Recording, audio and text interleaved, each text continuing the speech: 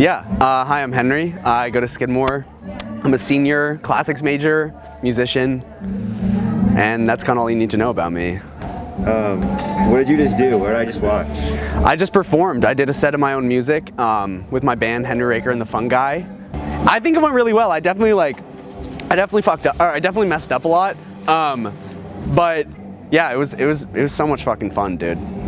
Felt really good to perform. But actually, I think I would say my first proper concert, I was in 6th grade. There's a video of it on YouTube, I think, that my dad took, and I just looked like a meatball, dude. And I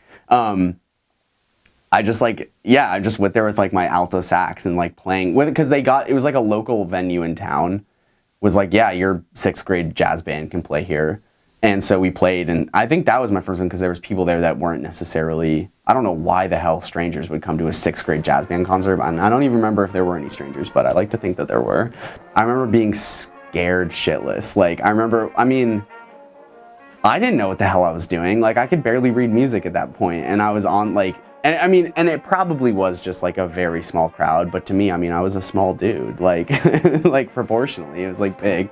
And, yeah, it was scary. I remember like my hands were super sweaty. But yeah, I still get a little nervous for sure, but I try to like keep this like, it's a good question. Like, I feel like I try to keep this weird like dichotomy in my head of like, I want to please the audience, but I don't give a shit about what the audience thinks. It's like this weird like thing that I have to balance, because like both are important. Because I can't do my best work if I'm always caring what the audience thinks, but I can't put on a good show for an audience if I don't give a shit who they are or how they're feeling. So it's this like really weird balance. And especially in the show you filmed the other day, where I'm like, it's my band with my music. I want it to be good, obviously. Like, I think the philosophy of never date a musician is 100% true, because especially one that writes his own music, like, fuck those guys. Because like, I think like you have to be so inherently it's true for all artists, I would say. Like, anyone who makes something and thinks that it's worth being seen or heard by another person is such a narcissist and such an egotistical maniac. But I think that that's important. Like, you couldn't make your own music if you weren't narcissistic enough to do so. And whether or not everyone admits that, is their own problem. But I do feel like, yeah, being a human being, you're inherently egotistical and narcissistic. But especially artists and especially musicians. Because think about it, like, what I was telling you earlier, the joy I take from performing is being able to give people a good time. But you could look at that in reverse and say, I like it when people are happy to see me, or like, I like it when people are happy around me because of me and towards me. So I think that, like, yeah, it's like sort of embarrassing to admit, but I think you have to be a narcissist in order to make music to some extent. You have to think that you deserve to be heard. There is a lot of points where I like open up my saxophone case, for example, and I'm like, what the fuck am I doing? Like, why do I get stressed about, or even my bass? Like, sometimes like, fuck, I haven't practiced in a while. I'm like, why am I, like, in reality, why am I getting stressed about not having enough time to slap these pieces of metal on this wooden board? What the fuck? Or like with my saxophone, it's like, why am I getting stressed about not having enough time to blow hot air through this metal tube, dude? Like, fuck, like, I guess I'll deal with that now. Like, I don't think it's a curse from God, but I think that I do feel a little unlucky that I have this like addiction to it. Yeah, I don't know what else to call it. I love it. Maybe that's what love is. I don't know what the difference between love and addiction is, but I guess love is a more sustainable form of addiction to something. But sometimes music feels unsustainable in the intensity of emotions that it gives me. But I do love it. Maybe that sounds unconvincing by now. Like, my self-worth is completely wrapped around my success in the moment with music, which is unfortunate but true. And it's hard to balance that with everything else. Like, luckily Maddie, for example, she is okay doing her homework while I practice bass in the same room, so I can still spend time with her while I do that. But it's hard, and it's hard to maintain friends. It's hard to keep feeling okay asking my friends to come to my shows and to listen to my music, because it's like I've already asked them to do that so many times before. But, you know, it just keeps going, and I just hope that my friends keep caring about me and what I'm doing.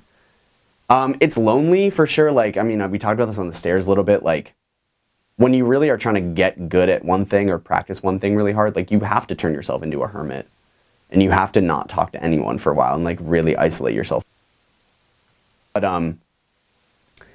I don't think there is one thing that makes someone a better musician than another, because what it really comes down to is it A, making you happy to do what you're doing, and B, is it important what you're doing, and C, does anyone care what you're doing? And I guess like all those answers together for each individual can come together and judge whether or not you're being a good musician. But yeah, I mean, definitely from in high school up until a couple of years ago, I had a really negative relationship with it.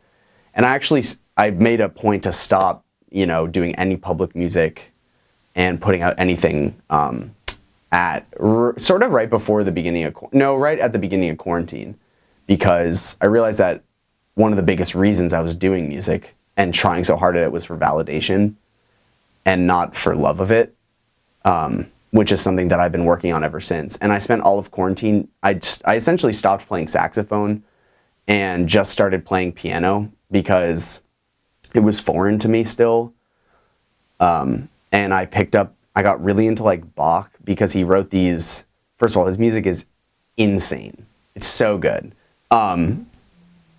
But he wrote all these little pieces called the inventions that he wrote to teach his son how to play piano. But they are insanely hard, but they're really beautiful pieces. But that, honestly, I took all of quarantine. I mean, and I stayed home for my entire junior year of college. I was just, because I kept not being able to come back to school. And I essentially only listened to Bach for like a year and a half, and only played his music and only played piano and worked my way back to like loving music through that, which is like, I guess I've never really talked about that with people yet, but that is something like a big event, at least with my relationship to music. But for a while I wanted to be the best musician I can be, and that was it. And I still want that. But now what I really want at this point in my life, at least, is I just want to give people a good time. I think I've mentioned something about this in the other day, but yeah, I just want to give people a good time. So that's why like I stripped at the beginning of my set, and that's why like I danced in my like 7-inch platform boots. Like no real musician like wants to do that shit, but like you gotta just like do it. It's just to make people laugh. But now I'm just glad to see people I know there. It is so incredibly rewarding to see people I know having a good time because of what I'm doing. And like being able to provide a good time for friends of mine is like insanely rewarding. It's like the best feeling.